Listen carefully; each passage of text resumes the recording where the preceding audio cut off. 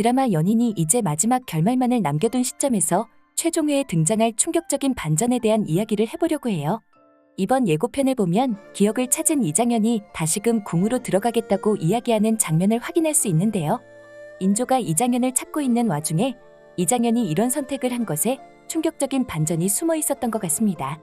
인조는 소현세자가 자기를 밀어내고 왕위를 차지하겠다는 불안감에 사로잡혀 거의 정신이 나가 있는 상황이었는데요.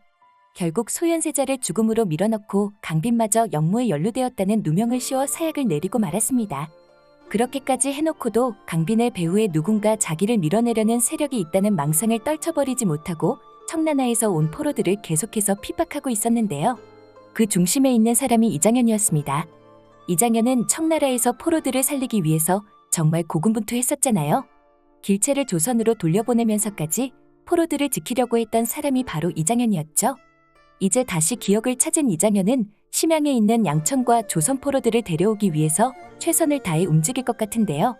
불안감에 빠져 정신이 나가버린 인조와 포로들을 구하기 위한 이장현의 충돌은 이제 피할 수 없는 운명이 되어버린 것 같습니다. 그런데 이 충돌 사이에서 엄청난 반전을 일으킬 사람이 있었는데요. 그건 바로 이장현의 친아버지 장철이었습니다. 이번에 이장현이 기억을 잃게 된 과정에서 이장현의 과거가 밝혀졌는데요. 장현의 몸종과 누이가 서로 정분이 났는데 장철이 장현의 몸종을 때려 죽였던 거죠. 결국 이장현의 누이까지 세상을 등지고 말았는데요. 장철은 그런 선택이 잘못되었다는 생각을 전혀 하고 있지 않았어요. 오히려 딸의 그런 선택이 이장현을 위한 선택이었다고까지 하고 있었습니다. 그래서 장현이 장철을 떠나 이름을 이장현으로 바꾸고 살게 된 거였는데요. 이번에 강빈이 저주 사건의 배우라는 누명을 썼을 때도 장철은 여전한 모습을 보여줬습니다. 연준이 저주 사건을 조사하고 있었기 때문에 사건에 대한 많은 정보를 접할 수 있었잖아요. 연준은 처음 궁 안에서 흉물이 발견되었을 때 후궁조 씨가 강빈을 범인으로 지목했지만 최명길을 비롯한 대신들이 증거가 없다고 하면서 세자빈을 보호해왔었습니다.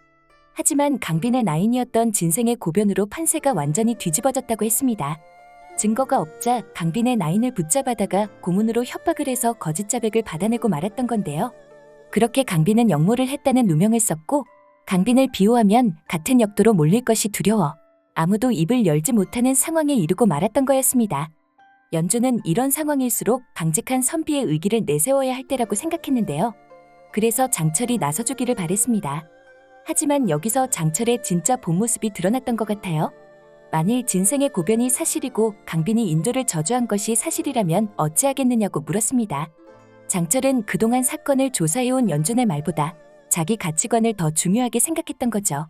만약 세자빈이 인조를 저주한 거라고 하면 자식이 부모를 저주한 것과 같으니 이는 강상에 관계된 일이라고 했습니다.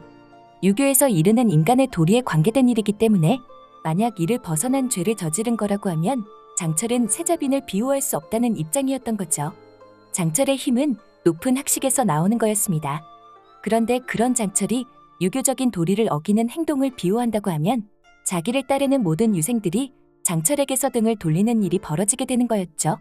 장철은 그런 상황이 두려웠습니다. 그래서 나라의 근본을 운운하면서 자식이 부모를 섬기고 아내가 남편을 섬기고 신하가 임금께 충성을 다하는 나라라고 하면서 그것이 오랑캐가 이 땅을 유린해도 조선이 버틸 수 있는 힘이라고 했죠. 강상의 기강 때문에 조선이 버틸 수 있었다고 하지만 그건 장철의 캐캐묵은 가치관에 불과한 소리였습니다. 조선이 버틸 수 있었던 건 강상의 기강 때문이 아니라 세상에 숨어있는 수많은 이장현 같은 사람들이 끝까지 삶을 포기하지 않고 끈질기게 살아낸 덕분이었잖아요. 병자호란을 끝내고 오랑캐들을 물러가게 한 건 최명길과 같은 사람들이 나라를 팔아먹었다는 오명을 써가면서까지 조선의 명맥을 유지하려고 애를 썼기 때문이었습니다. 그 사이에서 이장현과 같은 사람들이 수많은 희생을 했던 덕분이었죠. 오랑캐가 쳐들어왔을 때 장철은 아무것도 한 게 없었는데요. 하지만 이제 장철도 피할 수 없는 순간을 마주치게 될 것 같습니다. 그건 바로 인조가 이장현을 죽이려고 하는데 이장현이 자기 아들이라는 사실을 깨닫게 되는 순간이겠죠. 장철은 신하가 임금에게 충성을 다해야 한다고 했지만 과연 자기 아들을 죽이려고 하는 임금에게까지 충성을 다할 수 있을지 의문이네요. 하나뿐인 아들이 이미 죽었다고 생각했던 장철이지만 이장현이 자기 아들이라는 사실을 알고 나서도 죽은 사람 취급을 할 수 있을지 정말 궁금해지는데요. 과연 장철은 아들을 대신해 자기가 죽을 용기가 있는 사람일까요? 아니면 강상의 도리를 운운하며 이장현의 죽음을 그냥 지켜보는 사람일까요? 저는 장철이 장현을 대신해 죽게 되는 결말이 더 보고 싶은데 여러분의 생각은 어떠신지 궁금하네요. 여기까지 소심한 리뷰였고요.